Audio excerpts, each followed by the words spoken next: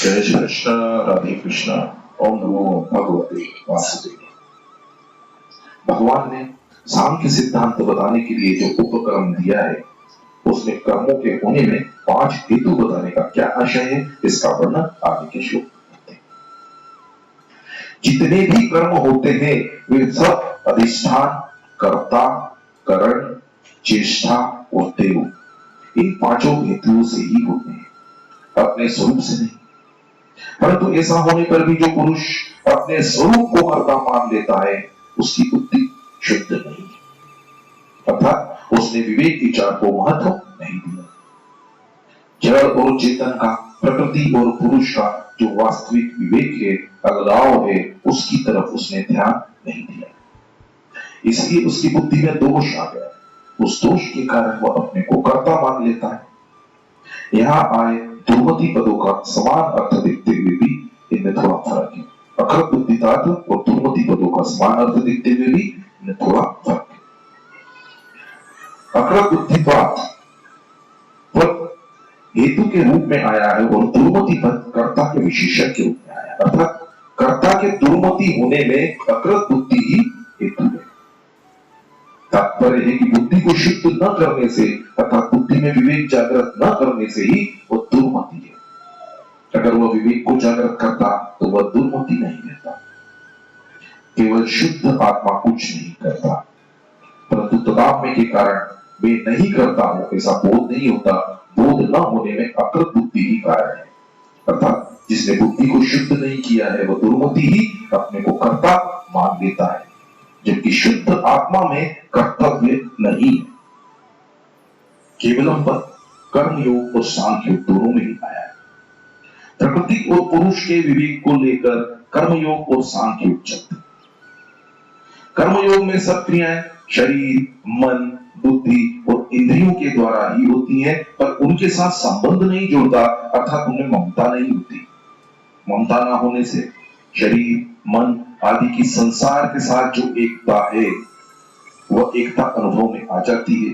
एकता अनुभव होते ही स्वरूप में स्वतः सिद्ध स्थिति का अनुभव हो जाता है। इसलिए कर्म योग में केवल पद शरीर, मन, बुद्धि और इंद्रियों के साथ दिया गया है। सांख्य योग में विवेक विचार की प्रधानता है।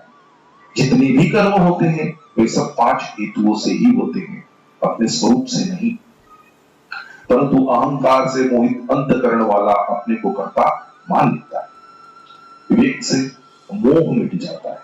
मोह मिटने से वह अपने को कर्ता कैसे मान सकता है, अर्थात उसे अपने शुद्ध स्वरूप का अनुभव हो जाता है। इसलिए सांख्य योग में केवलम पद स्वरूप के साथ दिया गया, केवलम आत्मानम। अब उसमें एक बात विशेष ध्यान देने की है कि कर्म योग में केवल शब्द शरीर, मन आदि के साथ रहने से शरीर, मन, बुद्धि आदि के साथ अहम भी संसार की सेवा में लग जाएगा तथा स्वरूप जो का त्यों रह जाएगा। और सांख्य योग में स्वरूप के साथ केवल रहने से मैं निर्लेप हूं, मैं शुद्ध बुद्ध मुक्त हूं, इस प्रकार सूक्ष्म रीति से अहम की गंध रह जाएगी। मैं निर्लेप हूं, मेरे में कर्तव्य नहीं है, ऐसी स्थिति बहुत काल तक रहने से यह अहम भी अपने आप गल जाएगा, अर्थात अपने करण प्रकृति में लीन हो जाएगा। विशिष्ट भाव यह है कि सब कारकों में कर्ता मुख्य है। कर्ता में चेतन की झलक आती है, अन्य कारकों में नहीं। वास्तव में कर्ता नाम चेतन का नहीं है, यह माना हुआ कर्ता है। इसलिए भगवान ने यहां अपने वास्तविक स्वरूप को कर्ता मानने वाले की निंदा की है कि उसकी बुद्धि शुद्ध और दुर्मति है, कारण कि स्वरूप में कर्तव्य और भोगत्व दोनों ही नहीं है।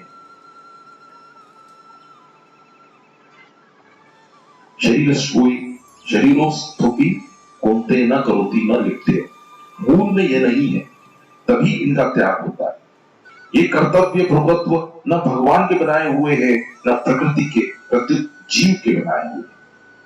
वास्तव में कर्ता कोई नहीं है, न तो चेतन करता है न जड़ करता है। अगर कर्ता मानना ही पड़े तो वह जड़ में ही माना जाए। इसको भगवान ने गीता में कई प्रकार से बताया है। जैसे संपूर्ण क्रियाएं प्रकृति के द्वारा ही होती हैं, अर्थात प्रकृति ही करता है। संपूर्ण क्रियाएं गुणों के द्वारा होती है, गुण ही गुणों में बरत रहे हैं, अर्थात गुण करता है। इंद्रियां ही इंद्रियों के विषय में बरत रही है, अर्थात इंद्रियां करता है। तात्पर्य है कि कर्तव्य प्रकृति में ही है, स्वरूप में नहीं।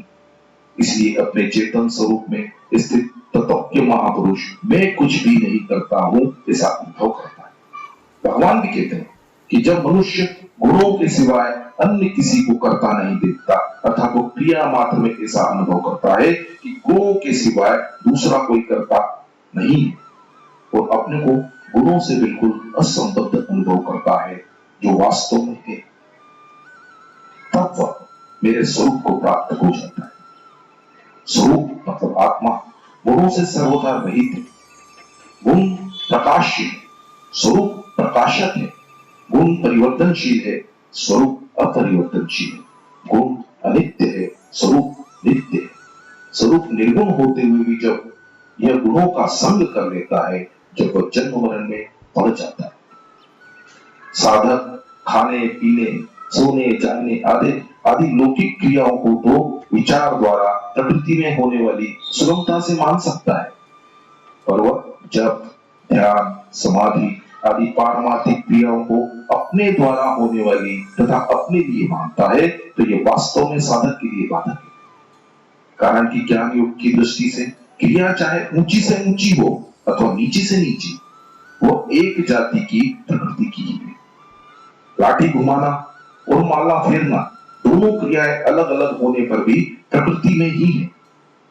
तात्पर्य है कि खाने पीने सोने जागने आदि से लेकर जब ध्यान समाधि तक संपूर्ण लौकिक पारमार्थिक क्रियाएं प्रकृति में ही हो रही है।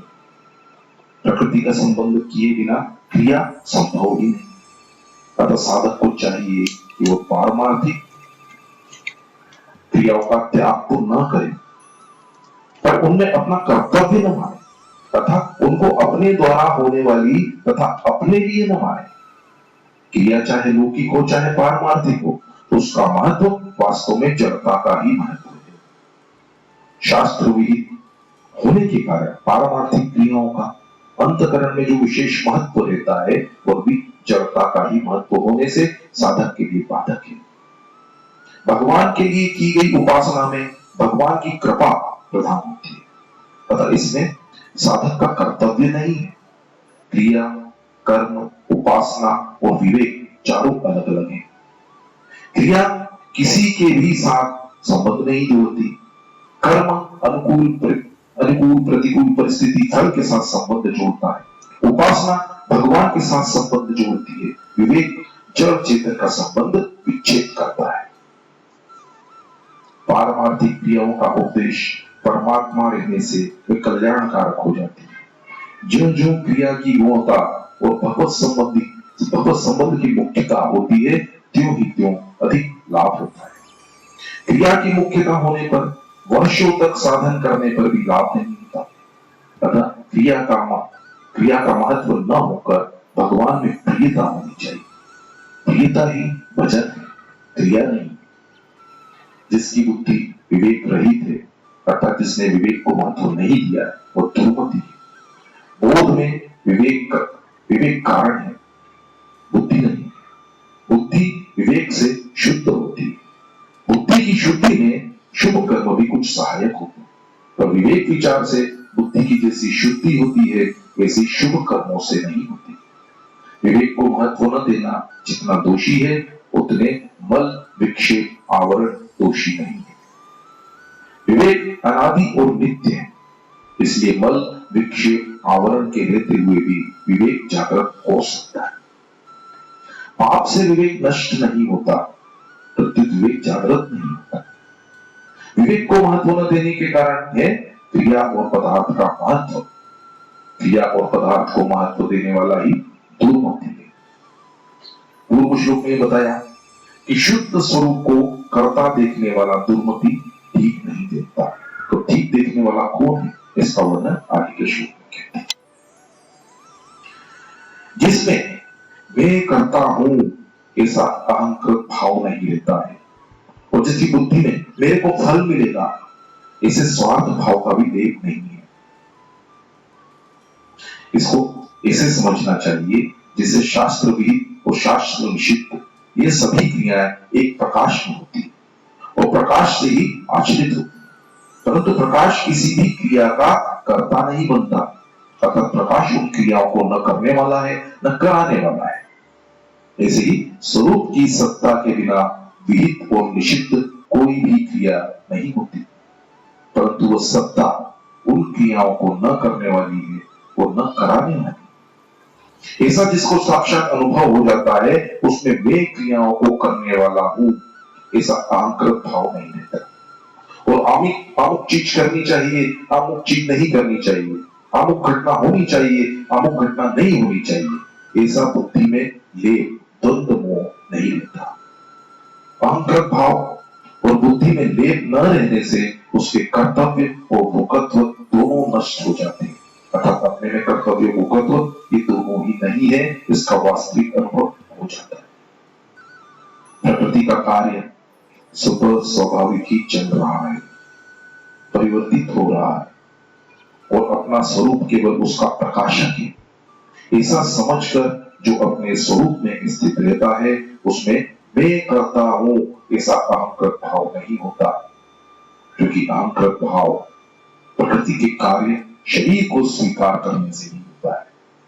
अहंकृत भाव सर्वथा मिटने पर उसकी बुद्धि में फल मेरे को मिले ऐसा लेप भी नहीं होता, तब फल की कामना नहीं होती। अहंकृत भाव एक मनोवृत्ति है, मनोवृत्ति होते हुए भी यह भाव स्वयं कर्ता में रहता है, क्योंकि कर्तव्य और अकर्तव्य भाव स्वयं ही स्वीकार करता है। वह इन संपूर्ण प्राणियों को एक साथ मार डाले तो भी वो मरता नहीं, क्योंकि उसमें कर्तव्य नहीं है, और वह बनता भी नहीं है, क्योंकि उसमें भोगत्व नहीं है। तात्पर्य यह है कि उसका न क्रियाओं के साथ संबंध है और न फल के साथ संबंध है। वास्तव में प्रकृति ही क्रिया और फल में परिणीत होती है, परंतु इस वास्तविकता का अनुभव न होने के कारण ही पुरुष चेतन कर्ता और भोक्ता बनता है। कारण कि जब अहंकार पूर्वक क्रिया होती है तब कर्ता, करण और कर्म तीनों मिलते हैं और तभी कर्म संग्रह होता है।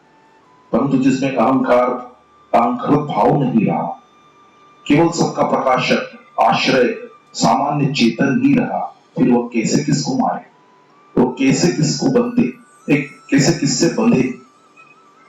उसका मारना और बंधना संभव ही नहीं। संपूर्ण प्राणियों को मारना क्या है? जिसमें अहंकृत भाव नहीं है और जिसकी बुद्धि में लेप नहीं है, ऐसे मनुष्यों का शरीर जिस वर्ण और आश्रम में रहता है उसके अनुसार उसके सामने जो परिस्थिति आती है उसमें प्रवृत्त होने पर उसे पाप नहीं लगता। जैसे किसी जीवन मुक्त क्षत्रिय के लिए स्वतः युद्ध की परिस्थिति प्राप्त हो जाए तो वह उसके अनुसार सबको मार कर भी न तो मरता है और न ही बंधता है, कारण कि उसमें अभिमान और स्वार्थ भाव नहीं है। यहाँ अर्जुन के सामने भी युद्ध का प्रसंग है, इसलिए भगवान ने इन पदों में अर्जुन को युद्ध के लिए प्रेरणा की है। अभिपद का भाव यह है कि कर्मों में अच्छी तरह प्रवृत्त होने पर भी वह कुछ नहीं करता, सर्वथा वर्ताव करता हुआ भी वह योगी मेरे में रहता है। शरीर में स्थित होने पर भी न करता है और न ही लिप्त होता है। तात्पर्य यह है कि कर्मों में सांगोपांग प्रवृत्त होने के समय और जिस समय कर्मों में प्रवृत्ति नहीं है उस समय भी स्वरूप की निर्विकल्पता जो कि त्यों रहती है, अर्थात क्रिया करने से अथवा न करने से स्वरूप में कुछ भी फर्क नहीं पड़ता, कारण कि क्रिया विभाग प्रकृति में है, स्वरूप में नहीं है। वास्तव में यह अहम भाव व्यक्तित्व ही मनुष्य में भिन्नता करने वाला। अहम भाव न रहने से परमात्मा के साथ भिन्नता का कोई कारण ही नहीं है, फिर तो केवल सबका आश्रय, प्रकाशक, सामान्य चेतन होता है। फिर न तो क्रिया का कर्ता बनता है और न ही फल का भोक्ता ही बनता है। क्रियाओं का कर्ता और फल का भोक्ता तो वह पहले भी नहीं था, केवल नाशवान शरीर के साथ संबंध मानकर जिसे अहम भाव को स्वीकार कर लिया है उसी अहम भाव से उसमें कर्तापन और भोक्तापन आया। अहम दो प्रकार का होता है, अहम स्फूर्ति और अहम कृति। गाढ़ नींद से उठते ही सबसे पहले मनुष्य को अपने होनेपन का सत्ता मात्र का भान होता है, इसको अहम स्फूर्ति कहते हैं। इसके बाद वह अपने में मैं अमुक नाम, वर्ण, आश्रम आदि का हूं ऐसा आरोप करता है। यही असत का संबंध है। असत के संबंध से अर्थात शरीर के साथ तादात्म्य मानने से शरीर की क्रियाओं को लेकर मैं करता हूं ऐसा भाव उत्पन्न होता है। इसको अहम कृति कहते हैं। अहम को लेकर ही अपने में परिच्छिन्नता आती है, इसलिए अहम स्फूर्ति में भी किंचित परिच्छिन्नता व्यक्तित्व रह सकती है, परंतु यह परिच्छिन्नता बंधनकारक नहीं होती, अर्थात परिच्छिन्नता रहने पर भी अहम स्फूर्ति दोषी नहीं होती, कारण कि अहम कृति अर्थात कर्तव्य के बिना अपने में गुण दोष का आरोप नहीं होता। अहम कृति आने से ही अपने में गुण दोष का आरोप होता है, जिससे शुभ और अशुभ कर्म बनते हैं। बोध होने पर अहम स्फूर्ति में जो परिच्छिन्नता है वह जल जाती है और स्फूर्ति मात्र रह जाती है। ऐसी स्थिति में मनुष्य न मरता है और न बंधता है, न मारता है और न बांधता है। का क्या भाव है? एक निर्विकल्प अवस्था होती है और एक निर्विकल्प बोध होता है। निर्विकल्प अवस्था साधन साध्य है और उसका उत्थान भी होता है, अर्थात वह एक रस नहीं रहती। इस निर्विकल्प अवस्था से भी असंगता होने पर स्वतः सिद्ध निर्विकल्प बोध का अनुभव होता है। निर्विकल्प बोध साधन साध्य नहीं है और उसमें कर निर्विकल्पता किसी भी अवस्था में किंचित मात्र भी भंग नहीं होती। निर्विकल्प बोध में भी कभी परिवर्तन हुआ नहीं, होगा नहीं और होना संभव भी नहीं। तात्पर्य कि उस निर्विकल्प बोध में कभी हलचल आदि नहीं होती। यही इस पद का भाव है। अहंकृत भाव और बुद्धि में लेप न रहने का उपाय क्या है? क्रिया रूप से परिवर्तन केवल प्रकृति में ही होता है और उन क्रियाओं का भी आरंभ और अंत होता है तथा उन कर्मों के फल रूप में जो पदार्थ मिलते हैं उनका भी संयोग और वियोग होता है। इस प्रकार क्रिया और पदार्थ दोनों के साथ संयोग और वियोग होता रहता है। संयोग वियोग होने पर भी स्वयं तो प्रकाश रूप से जो कार्य ही रहता है। विवेक विचार से ऐसा अनुभव होने पर अहंकृत भाव और बुद्धि में लेप नहीं रहता।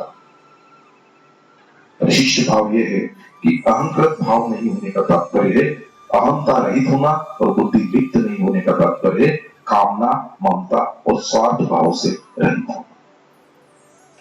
अर्जुन ने कहा था कि इन आतताइयों को मारने से हमारे को पाप लगेगा और गुरुजनों को मारने से पाप लगेगा। अतः भगवान कहते हैं कि इनको मारने से पाप लगने की तो बात ही क्या है। संपूर्ण प्राणियों को मारने से भी पाप नहीं लगेगा, क्योंकि पाप लगने में हेतु अहंता और बुद्धि की युक्तता है। बुद्धि कामना, ममता और स्वार्थ से लिप्त होती है। गंगा जी में कोई डूबकर मर जाता है तो गंगा जी को पाप नहीं लगता, और कोई उसको जल पीता है, उसका जल पीता है, स्नान करता है, खेती करता है तो उससे गंगा जी को पुण्य नहीं लगता।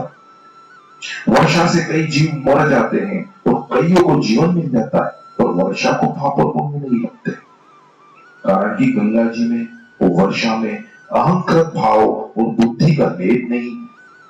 अगर डॉक्टर में कामना, ममता और स्वार्थ बुद्धि न हो तो ऑपरेशन में अंग काटने पर भी उसको पाप नहीं लगता। अगर उसमें अहंकृत भाव भी न हो तो भी फिर पाप लगने की बात ही क्या है। ज्ञान योग से अहंकृत भाव का नाश होता है और कर्म योग से बुद्धि की लिप्तता नष्ट होती है। दोनों में से किसी एक का नाश होने पर दूसरा भी नष्ट हो जाता है। अहंकृत भाव के कारण ही जीव में भोग और मोक्ष की इच्छा पैदा होती है। अहंकृत भाव मिटने से भोग इच्छा भी मिट जाती है। भोग इच्छा मिटने पर मोक्ष की इच्छा स्वतः पूरी हो जाती है, क्योंकि मोक्ष स्वतः सिद्ध है। जय श्री कृष्ण, राधे कृष्ण। ओम नमो भगवते वासुदेव।